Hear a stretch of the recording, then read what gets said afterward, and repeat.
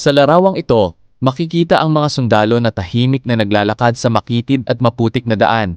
Hindi sila may dalang armas lamang, kundi may pasanding mga upuan at iba pang gamit na kailangan ng liblib na paaralan. Sa bawat hakbang nila ay may pagod, pawis at sakripisyo. Ngunit hindi iyon naging hadlang upang maihatid ang tulong sa mga taong nangangailangan. Hindi madali ang kanilang dinaraanan. Matatarik na burol, madulas na daan, at mabibigat na karga ang kanilang kinakaharap. Ngunit sa kanilang puso ay iisa ang layunin, ang makapaglingkod at makatulong sa kapwa. Marami ang nakakakita sa sundalo bilang tagapagtanggol ng bayan. Ngunit kakaunti ang nakakakita sa mga simpleng gawaing tulad nito, ang pagbubuhat ng mga upuan at kagamitan.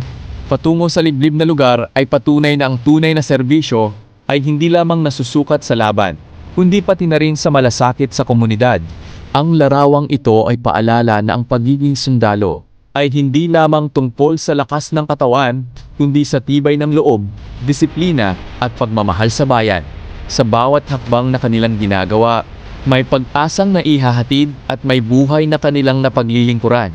Ang tunay na bayani ay hindi lamang lumalaban sa digmaan, lumalakad din sa mahirap na landas upang maghatid ng pag-asa sa bawat komunidad.